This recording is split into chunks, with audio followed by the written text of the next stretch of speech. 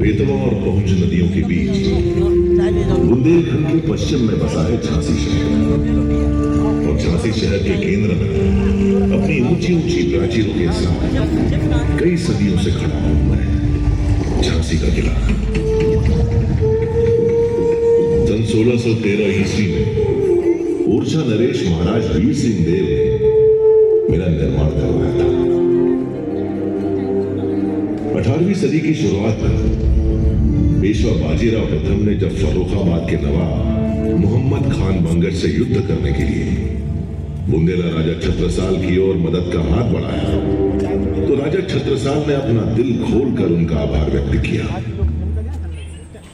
पेशवा बाजीराव प्रथम को झांसी के साथ कुछ और भी क्षेत्र भेंट में दिए गए।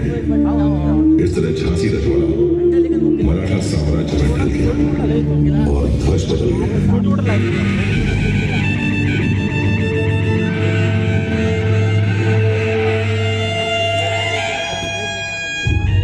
18वीं सदी की समाप्ति के बाद झांसी की सूबेदारी का जिम्मा नेवालकर को सौंपा गया।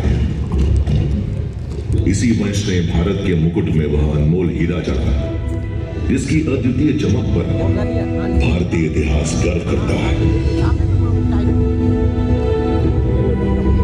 नेवालकर वंशी वह वंश था जिसकी कहानी का सबसे महत्वपूर्ण अध्याय बनी झांसी की रानी लक्ष्मीबाई, भारत के प्रथम स्वतंत्रता संग्राम की नायिका। मोरपन तांबे एक प्रतिष्ठित ब्राह्मण थे। उनकी पत्नी भागीरथी ने एक कन्या को जन्म दिया। पिता ने नाम रखा मणिकर्णिका। सबकी चहेती मणिकर्णिका को मां प्यार से मधु कहकर बुलाती थी और पेशवा बाजीराव द्वितीय छबीली कहकर पुकारते थे। चिमना जी की मृत्यु उपरांत मोरोपन तांबे जी काशी से बिठूर आ गए थे जहां वे पेशवा बाजीराव द्वितीय के लिए काम करते थे। नटखट मासूम मणिकर्णिका सबकी चहेती थी, लेकिन कमाल वह नहीं खेलती थी लड्डू या गिट्टी से। उसे तो लगाव था काशी की संस्कृति और मिट्टी से। उसे प्रेम नहीं था एकांत की अटारी से। वह तो मैदान में खेलती थी बर्छी, ढाल, कृपाण और कटारी से। ज्ञान लेने के लिए नहीं जाती थी इस तक या उस तक। उसकी शिक्षिकाएं थी उस तक। किसे पता था इस छबीली मनों का रिश्ता झांसी से जुड़ने वाला है। झांसी के गणेश मंदिर में 19 मई 1842 के शुभ दिन पर नेवालकर के महाराज गंगाधर राव से उनका विवाह हुआ और मेरे आंगन में जब उनका प्रवेश हुआ तो लगा मानो साक्षात लक्ष्मी का आगमन हुआ है। काशी की मणिकर्णिका को झांसी ने नया नाम दिया, लक्ष्मीबाई। अपने नए नाम लक्ष्मीबाई के साथ वह झांसी के लिए लक्ष्मी बनकर ही आई थी। राज्य में वैभव लाई थी। विवाह के हर्षोल्लास के बीच ईस्ट इंडिया कंपनी की हुकूमत ने महाराज गंगाधर राव को आधिकारिक तौर पर झांसी का राजा स्वीकार किया। उन्हें सभी प्रशासनिक अधिकार प्रदान कर दिए गए। ऐसा करने से झांसी के राजा और प्रजा दोनों को लाभ हुआ। राज्य की आमदनी में बढ़ोतरी हुई। महाराज गंगाधर राव को कड़क बिजली और भवानी शंकर नाथ की तोपों से सलामी दी गई।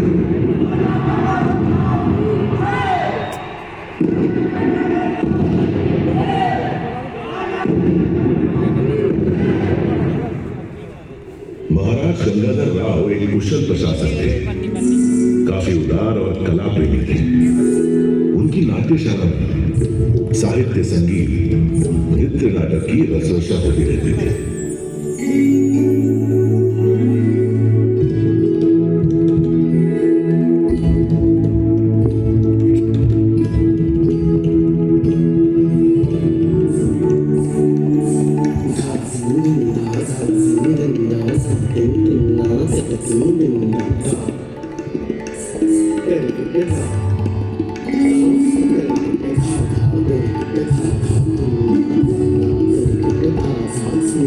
एक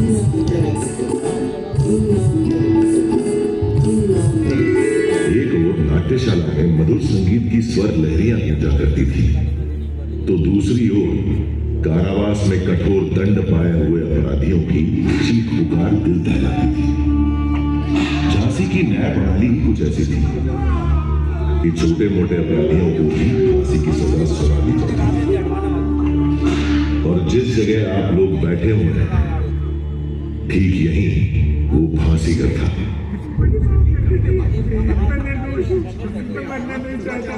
एक दिन रानी लक्ष्मीबाई सुबह सुबह शिव पूजन के लिए इधर से जा रही थी। उन्होंने फांसी सजा याफ्ता एक अपराधी की चीखें सुनी। उनका मन विचलित हो गया। उन्होंने महाराज गंगाधर राव से इस फांसी की सजा और इस फांसीगर को झांसी से सदैव हटाने का अनुरोध किया। इस अमानवीय न्याय प्रणाली को जल्द से जल्द रोकिए महाराज। फांसी की सजा और ये फांसी घर झांसी के किले से सदा सदा के लिए हटवा दें। आपसे मेरा ये अनुरोध है। महाराज ने रानी का अनुरोध स्वीकार कर लिया और झांसी में फांसी की सजा पर पूर्ण प्रतिबंध लगाने का आदेश जारी कर दिया। उसी दिन से झांसी गले की फांसी, दतिया गले का हार सिर्फ कहानियों की बात रह गई। झांसी की प्रजा ने इस नर्म दिल आदेश की सराहना की और महाराज का अभिनंदन किया। झांसी में इंसानियत की हवाएं बहने लगी। देश प्रेम की एक लहर के साथ नई ऊर्जा का प्रसार होने लगा। सुरक्षा की जिम्मेदारी अब केवल पुरुषों की नहीं रह गई थी, महिलाओं ने भी कमान संभाली। रानी लक्ष्मीबाई स्वयं तलवारबाजी एवं घुड़सवारी में निपुण थी। उन्होंने झांसी की स्त्रियों में भी इस कौशल का विकास किया। शस्त्रागार में नए हथियार डलने लगे। एक तोप का नाम झांसी की रानी रखा गया। क्या धमाका था उसमें। धीरे धीरे तैयार होने लगी इस युवा रणचंडी की दुर्गा सेना।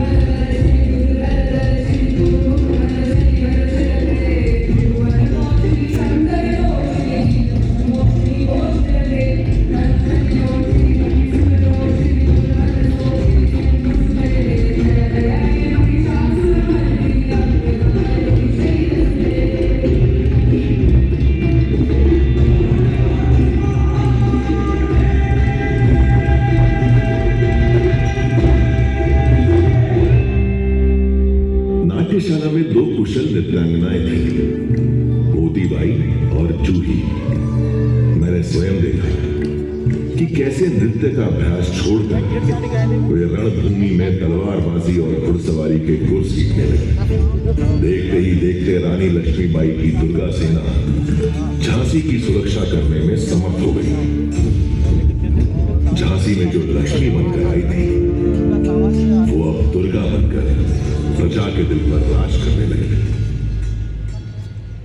कुछ समय बाद वो पल भी आ गया जिसका झांसी राज्य बेसब्री से इंतजार कर रहा था। रानी लक्ष्मीबाई की गोद भर गई। झांसी राज्य को उसका उत्तराधिकारी मिल गया।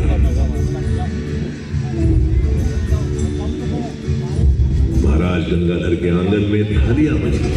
पूरा झांसी राज्य खुशियों से सराबोर हो उठा।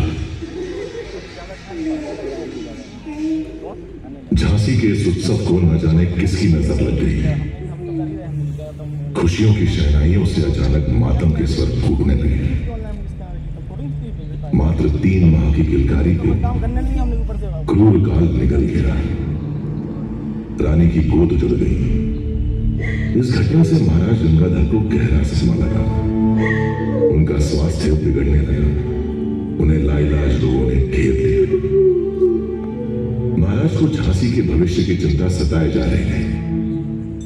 झांसी के राज सिंहासन को वारिस मिल सके, इस उद्देश्य से उन्होंने अपने ही वंश के एक बालक को गोद लिया। महाराज गंगाधर और रानी लक्ष्मीबाई ने इस दत्तक पुत्र का नाम रखा दामोदर राव। अभी झांसी के भविष्य की सुरक्षा डावाडोल ही थी कि झांसी के वर्तमान का सूरज भी बुझ गया। असमय निधन हो गया महाराज गंगाधर राव का। रानी लक्ष्मीबाई ने किसी तरह होश संभाला। तब उन्होंने पीड़ा के आंसुओं को पोंछकर एक संरक्षक के रूप में झांसी की बागडोर अपने हाथों में ले ली। इधर रानी लक्ष्मीबाई ने झांसी का शासन संभाला और उधर ईस्ट इंडिया कंपनी के गवर्नर जनरल लॉर्ड डलहौजी ने झांसी को हथियाने के हथकंडे शुरू कर दिए। झांसी में तैनात अपने पॉलिटिकल असिस्टेंट मेजर एलिस के जरिए रानी तक अपना फरमान पहुंचाया।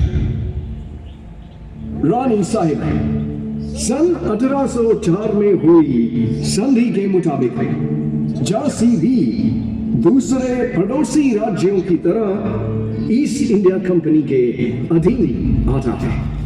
अब चूंकि स्वर्गीय महाराज गंगाधर राव की अपनी कोई संतान नहीं है, इसलिए कंपनी उनके गोद लिए हुए पुत्र दामोदर राव को झांसी के उत्तराधिकारी का दर्जा नहीं दे सकती। आपको सूचित किया जाता है कि अब झांसी राज्य पूरी तरह से कंपनी के अधीन रहेगा। इसके एवज में कंपनी रानी लक्ष्मीबाई को उनके निजी खर्च के लिए 5,000 रुपया महीना की पेंशन अदा करने की मंजूरी देती है और साथ ही रानी लक्ष्मीबाई को हुक्म देती है कि वे जल्द से जल्द अपने जरूरी सामान के साथ झांसी का किला खाली कर दें। हम सुना करते थे कि व्यापारियों के भेष में लुटेरे हैं आप लोग। आज आपने इस बात को सिद्ध भी कर दिया। वापस जाकर कह दीजिए अपने गवर्नर जनरल लॉर्ड डलहौजी से हम उनका फरमान स्वीकार करते हैं। मैं अपने जीते जी अपनी झांसी नहीं दूंगी। अंग्रेजी फरमान सुनकर रानी लक्ष्मीबाई क्रोध की ज्वाला से दहक उठी। वो जानती थी कि अंग्रेज झांसी को हथियाकर उसे बर्बाद करना चाहते हैं। वो किसी भी कीमत पर किला छोड़ने के लिए तैयार नहीं थी। देशमुख जी ने उन्हें शांति से समझाया। श्रीमती, मैं आपकी पीड़ा और क्रोध को समझ सकता हूं। देखिए, अभी समय हमारे अनुकूल नहीं है। वर्तमान परिस्थितियों में समझौता करना ही एकमात्र रास्ता है। क्या कह रहे हैं देशमुख जी? आप ऐसा सोच भी कैसे सकते हैं? मैं इन फिरंगियों के आगे झुक जाऊं और अपनी झांसी में सौंप दूं। गलत मत समझिए श्रीमती। अगर आप शांति से विचार करें तो ये भी हमारी एक कूटनीति होगी।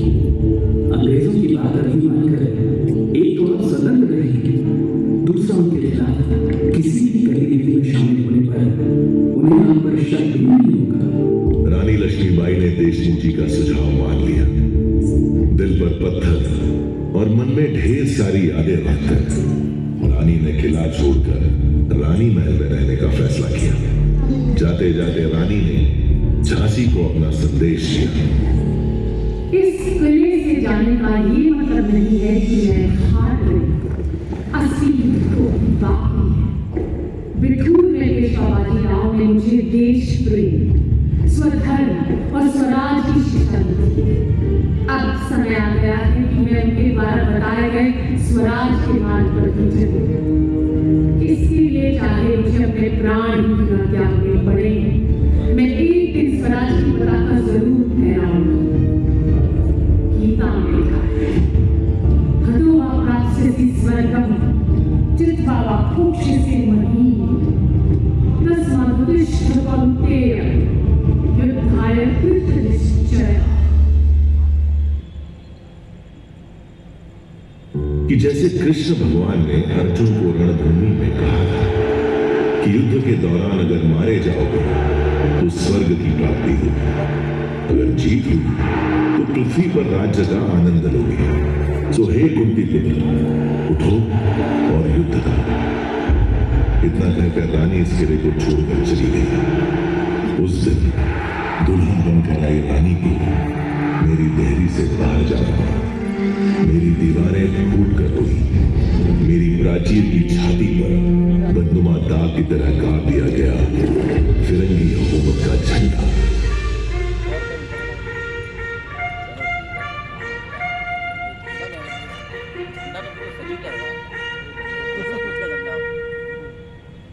हंसती खेलती झांसी का सुख वैभव छिन गया। अंग्रेजी हुकूमत ने न केवल आम जनता को प्रताड़ित किया, बल्कि रानी का अपमान करने का भी कोई मौका नहीं छोड़ा। रणनीति के अनुसार रानी अपमान का यह कड़वा कूट पीने के लिए मजबूर थी। इस कठिन समय में एक दिन पेशवा नाना साहब का संदेशा लेकर रानी के पिता मोरोपंत जी उनसे मिलने आए। बेटी मनु, पेशवा का तुम्हारे लिए संदेश है कि तुम्हें झांसी राज्य की कमान संभालनी होगी। अब से लगभग 4 महीने के बाद 31 मई को रविवार के दिन पेशावर से बंगाल तक की सारी फौजी छावनियों में बगावत का बिगुल बजा दिया जाएगा। तुम्हें इस जंग के लिए तैयार होना होगा। अब्बा साहब, पेशवा को कहें कि निश्चिंत रहिए। इस जंग का तो हमें बड़ी बेसब्री से इंतजार था। लेकिन समय से पहले ही 29 मार्च को मंगल पांडे के नेतृत्व में बैरकपुर की छावनी में अंग्रेजों के खिलाफ हल्ला बोल दिया गया।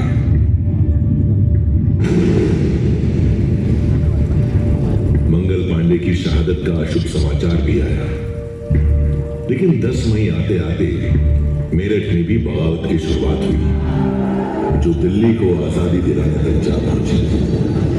अब बारी थी झांसी